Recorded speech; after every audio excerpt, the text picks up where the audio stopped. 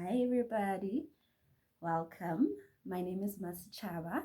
Translated, it means mother of a nation or mother of the nation. Okay, so hence this channel is called Chava, mother of the nation, and then it's actually about tarot. Okay, I actually want to do tarot. I've been wanting to do tarot for a very long time on YouTube, but I'm first gonna have to introduce myself. Okay, so yeah, for now, you know my name, and you know that I'm a tarot reader and I'm an empath and a lot of other things. I'm actually a spiritual seeker. Okay, so my journey started a long time ago. If I start with the nitty gritty on how I got into just all round spiritualism, it will take forever. So I'll start with the basics, basically divination, okay?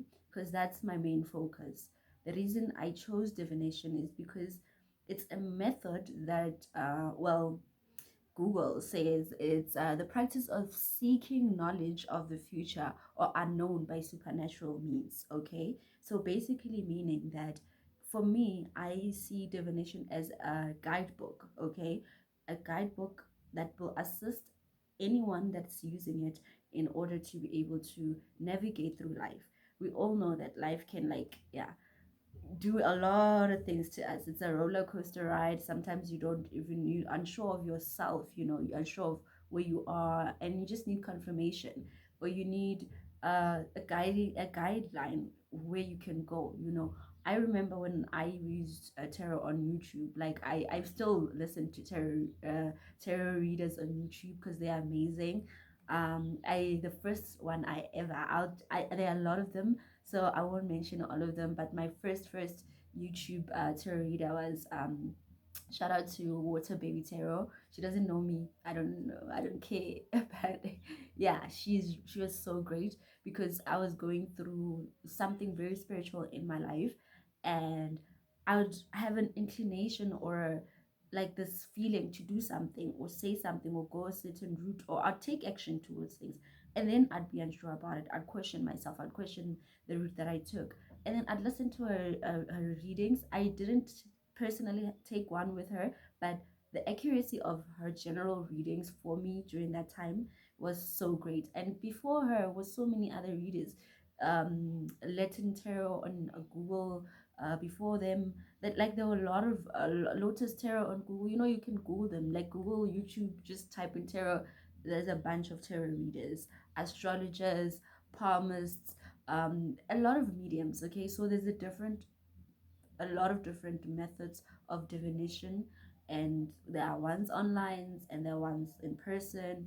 I know I also like Dawning Dreams because she uses bones as well, and she's very heritage about it also. So like this type of people inspired me to also take action and be like, you know what, let me also try and assist other people in this. Maybe I am a different channel because not everybody tells the story the same way, and that's why I'd recommend that anybody who actually does read tarot, or I mean, not a person who reads tarot, but a person who gets a reading, that you get it over and over. You just don't take it once, because energy is something that can stay around for a while.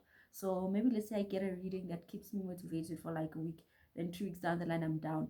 I still need to listen to something that's gonna pick me up regarding that tarot.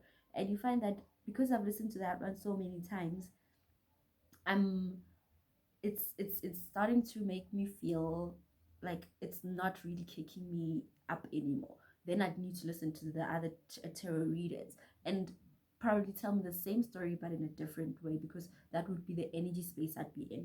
You understand? So it's actually very interesting tarot, and that's how I used to listen to it.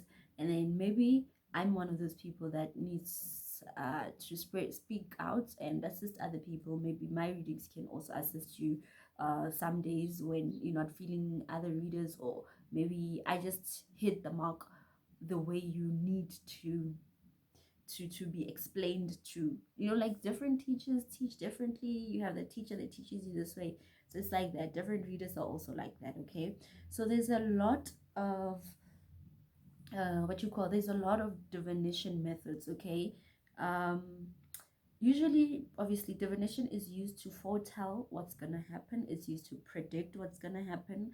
It's used to assist in guiding because of the predictions that were made.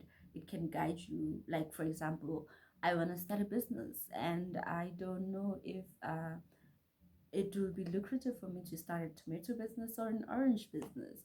And then I'm not saying that you use it like that, but it's just an example. And then it'll be like, okay, you know what?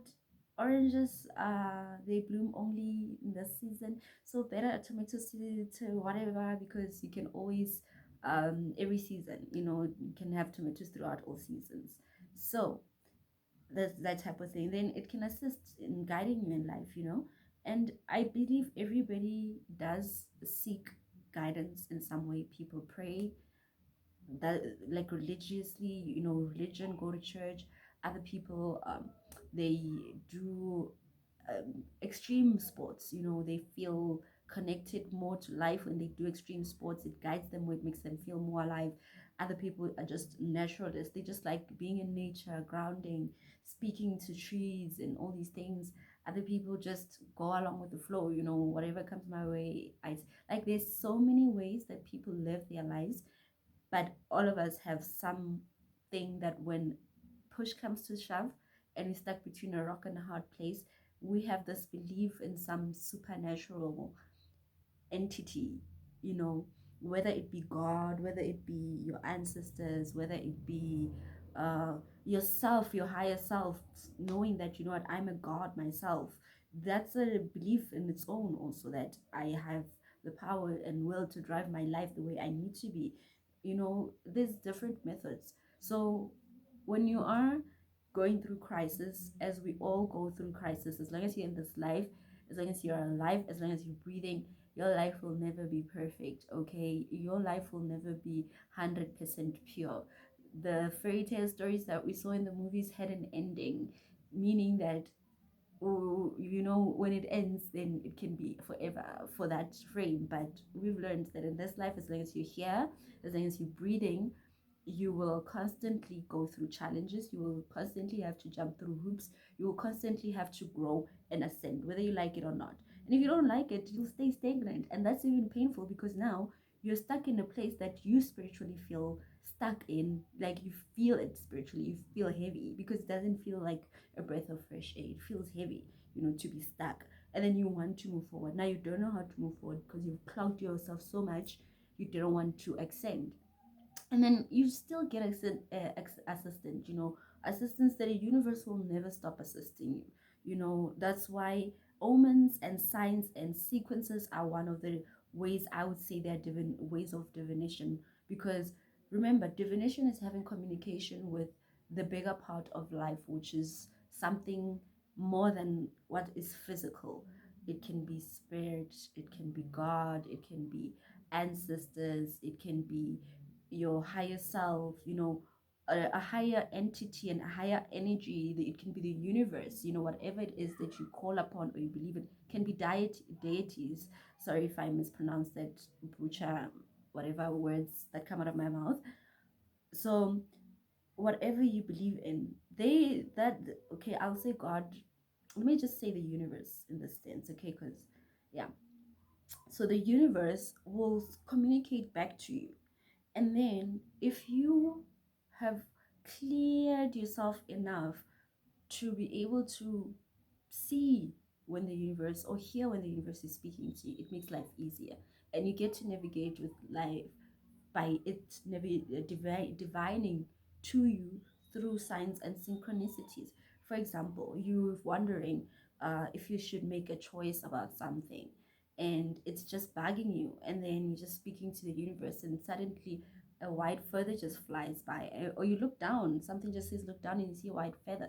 That is a confirmation that whatever in that moment that you were thinking, or that choice that you were thinking of making, it's the right one, or there'll be peace in the situation, however you read it. Because one thing cannot mean the same thing for me, okay? I mean, sorry about that. One thing for me, what I would believe it means, does not necessarily mean the same thing for another person. There are those signs and synchronicities that are universal, right? Like um a shooting star, universally it's known that you make a wish when you see a shooting star, although there are some cultures that do believe something else. But generally it's believed that it's you make a wish upon it, right? And then there are those ones that you have personal meanings towards them because of your own personal experience with them.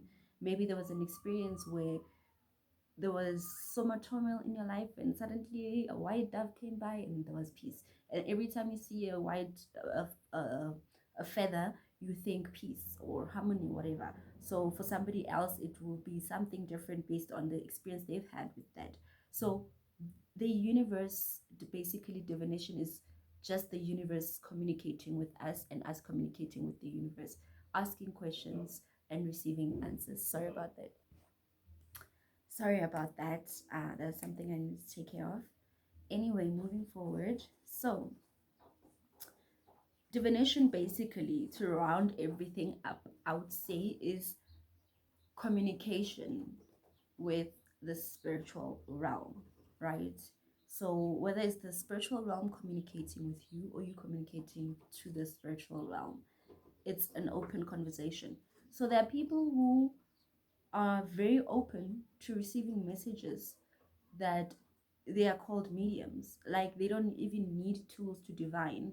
They just be in your energy. You can ask a question and they can just feel your energy and tell you that this is what's going on. This is, or maybe they speak to your loved ones, the people that have passed on. They read energies. There are you can there are people who cast bones. It's called, I wrote it down somewhere here. Oh, lithomancy or something like that. I'm so sorry if I butcher these words. This is the first time I heard about it today, lithomancy. But I do know about bone casting. I do know about different methods of like crystals, using different crystals or different small objects or different objects which have different meanings, assigning different meanings to them, and then having them, like when you cast them out or when you throw them on the ground or when you throw them on the floor, they tell a story. Okay, so we basically, like, say for example with bone casting, you have different bones and they're dice in there, little dice or something. They all have different meanings. You put them in your little pouch, and then you just shuffle them in energy wise, and you allow the person you're reading to shuffle and blow in them so that their energy can get into that, and then you throw them, and then when you read, you're reading their story, basically what energy is most important in their life. Because I think all forms of divination basically always pick up on the most prevalent or the most how can I put this? They always pick up on energies that need the most attention in your life, or energies that have the most importance in your life currently or during that time or during that phase. For example, there was a time where my readings, I was with somebody else, I was dating a new guy, and then I'd left the guy for like a very long time, but my readings would always picking up, and in my conscious mind I had blocked him out. He was no longer in my space, but in my subconscious he was still there. And then my readings would always, every reading, and I'd question, why is it that my readings are not picking up on my current boyfriend? They're picking up on somebody I'm not with. And they'd be so accurate because they would be so exact on, don't think it's this person, it's this person, like pointing out things that this person doesn't have and this person has, you understand? So because that was something that in my life needed my attention, I had blocked it out, I didn't deal with it. And because I didn't deal with it, it needed my attention, and it came out in my tarot readings all the time because I needed to deal with it. I wasn't dealing with it. And once I deal with that, then my readings change. I start seeing different things. So basically, that's what all these methods of divination does. That's what the universe does. It speaks to you and tells you, this is the energy you're in right now. This is what you need to work on. This is what you need to heal. This is what happened. And if it's still affecting you, it will show up. If it's not affecting you, it won't show up. It will show you what is affecting you, what needs attention, in order to assist you, in order to be able to help you move forward.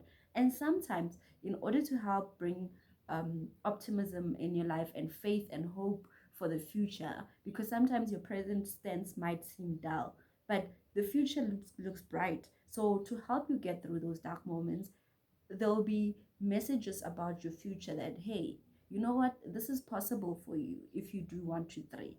If you let go of that ex that is toxic, you're able to see the light that shines within you, and you'll be able to bring, like, open up that space so that fresh air can come in and can bring you that new guy or your real soulmate, somebody who actually treasure you instead of abuse you, stuff like that.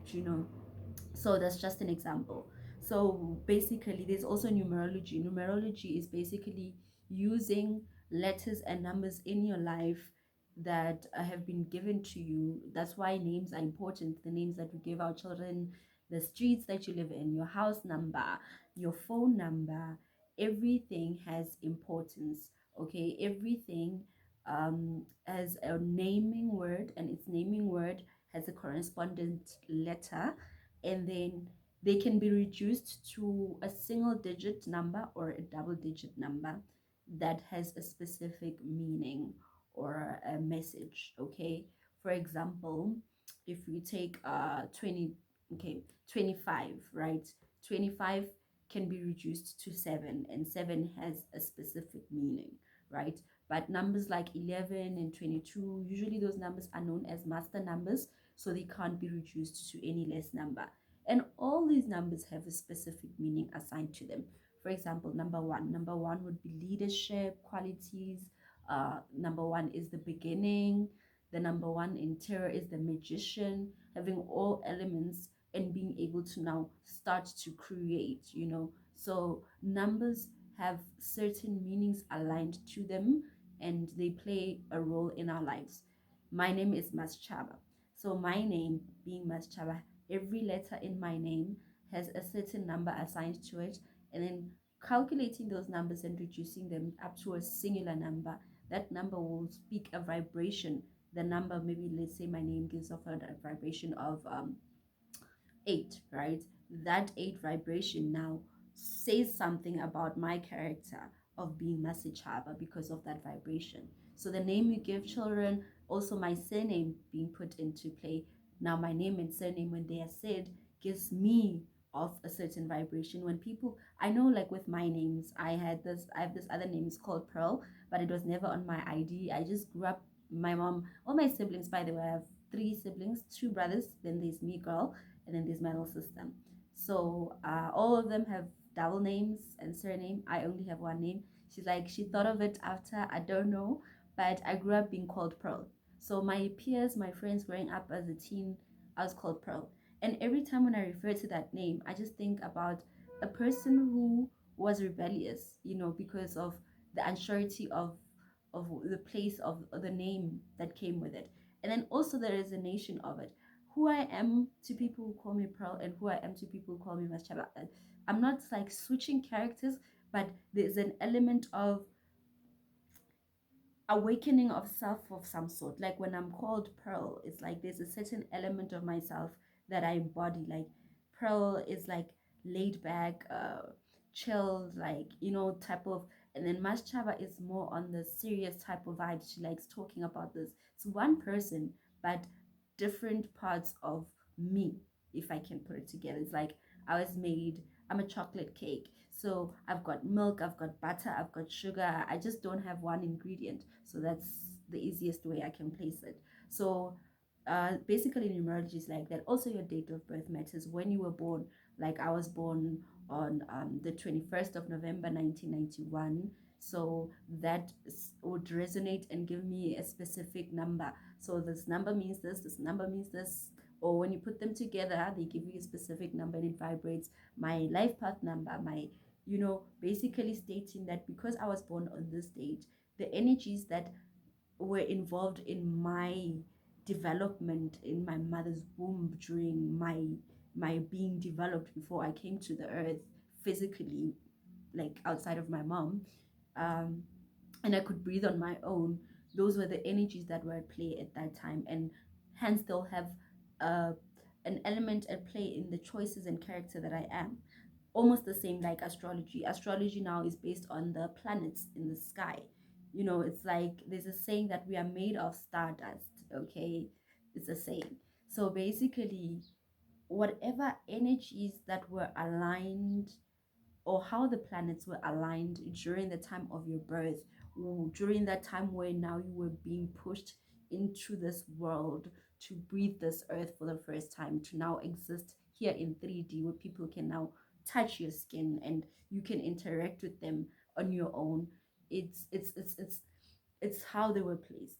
Now it matters where you were born, because where you were born, there were certain stars that were in that area of where you were born. It matters what time you were born, because energies are always shifting. So at that time, what energies were at play? What the time that you were born? You know, because a person who's born at 4 a.m., who's born on the 13th of October, will not embody the same characters of somebody who was born at 3 a.m. on the same day. You know, there's so many things that play into making a human being, because it would be numerology. Numerology would be your name, your where you were born, how you were born, your parents. It's a lot that goes into a DNA. That's why there is no person that's exactly like the other. Yes, there are big components that, like, we are human. Okay, we are all, let me put it this way, right?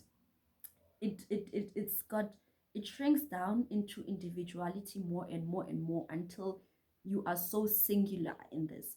Yes, we can say all earth inhabitants are alive, right? Then we shrink it to only those that are breathing and can move and eat. Now we're discriminating against the rocks, and you know, because they can't move.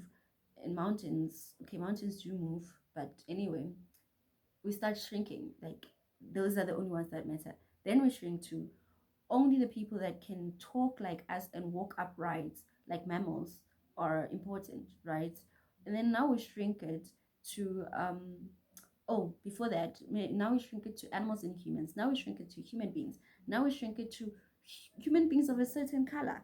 Now we shrink it to human beings of a certain sexual race, and I mean sexual preference or sexuality, and like we shrink it so much now to a certain until now it's like there is nobody that is like exactly like that. Okay, I don't know if that made sense.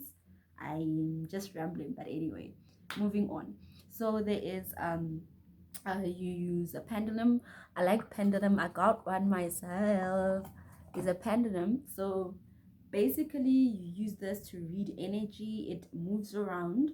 You're supposed to put your hand still, and then it's supposed to read the energy of whatever that is. Okay, for example, I'm going to use this amethyst crystal. Okay, this is my amethyst crystal, and then I'm just going to put it here, and then it's going to rotate. It's going to pick up on the energy.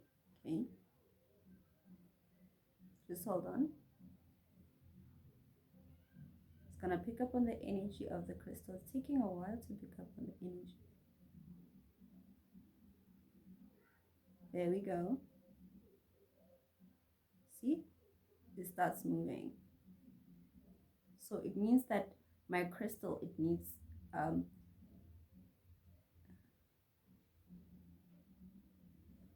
let me try and keep still and quiet, because I'm actually new at this.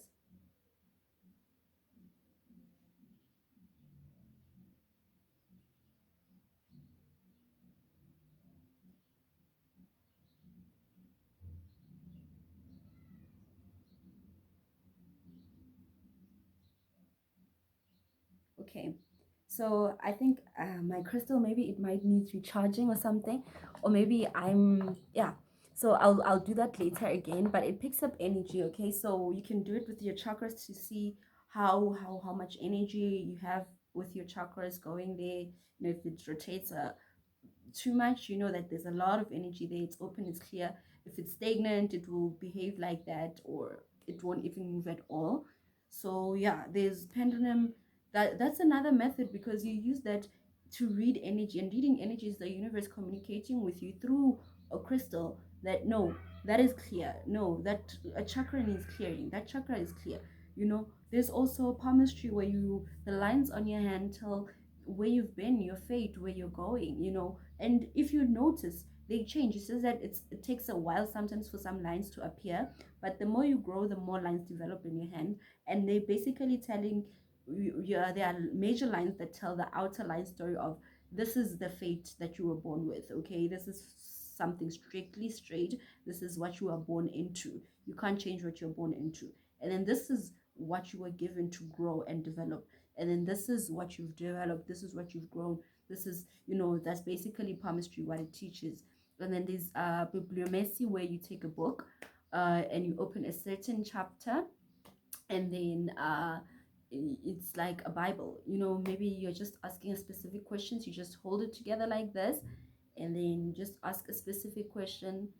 You ask a specific question, and then you open it, and then where your thumbs lie, right on the two sides of the book, that's your message. Some people should prefer to say that the first what you I'm so sorry about that. I keep pausing a lot. It's so annoying to do a video and the people in the house going in and out. Anyway, so yes. Um as I was saying, so you open it, and then whatever the first message your eyes gaze upon, it's the message, it's your answer. Okay, that's another form of divination. It helps. I've done it before. It's given me mind-blowing answers. I was like crazed out. And then there's astrology, we've spoken about, numerology, psychic empath, cartomancy is it's like tarot, but you basically use playing cards. So I use them as my clarifiers in tarot reading. So it's basically playing cards like this, and then this would be the 10 of swords. And then usually with this, I can't read even numbers, because evenly there are swords that are facing up, and evenly there are swords that are facing down. But I can read the reversals of the uneven numbers, like the 7 of, this is diamond, so it would be pentacles.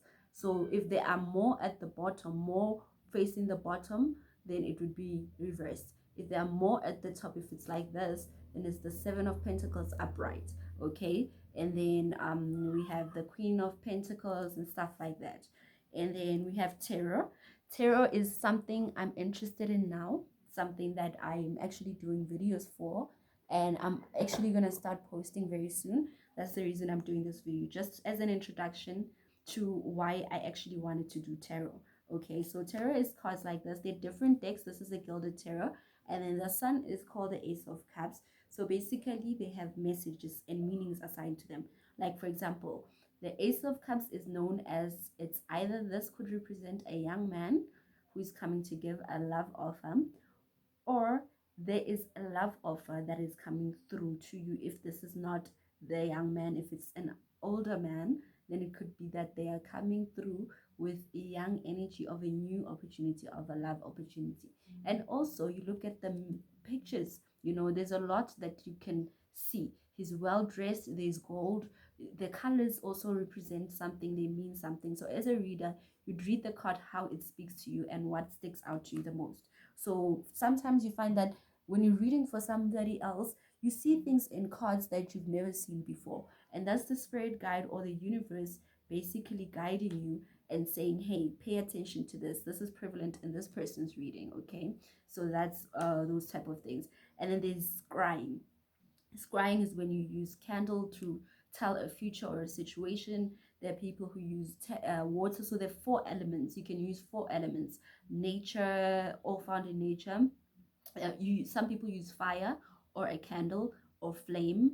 That's the fire element to scry, to be able to see how the candle is speaking. Sometimes even just the movement of the candle when it's flickering or if it's waxing, it's a messages. Everything, it's a message depending on what you take of it or how strong your intuition is. And then there's people who read with incense, smoke, just the way smoke behaves. It can tell them and make them see pictures and make them see a story. It's like, this is more for me. Scrying also is more like psychology. When you go into a psychologist's office, and then maybe they just try to figure out what's in your subconscious mind, and then they'll show you a picture of a weird looking butterfly that's got many different, I don't know, changes in it and stuff. And then they'll ask you what you see, and then whatever you see is what's prevalent in your subconscious mind. So they're just bringing it to the forefront in order for you to be able to face what's the problem and deal with it and move on. That's basically what divination also helps does, helps bring problems that are hidden, or problems you don't want to face, or things that you don't pay attention to, that are actually hindering you or need your attention, and bringing them to the forefront in order to assist you, in order to deal with them and move forward and grow and be better, because you'll never ever ever ever ever stop growing as long as you are alive. So you'll only stop your own growth by not wanting to face whatever you need to face. It's not easy, it's painful, but it has to be done. So I've mentioned fire, I've mentioned incense. Incense is taken as the air element. So basically, because you can't see air, you use smoke, okay? And then there is also water scrying. Some people use water, as they can scry with water. And then with the earth element, I forgot what is used. There's also I Ching. They use I Ching. I think earth element has a lot of things that they use with regards to divination and scrying, like crystals and bone casting and stuff like that.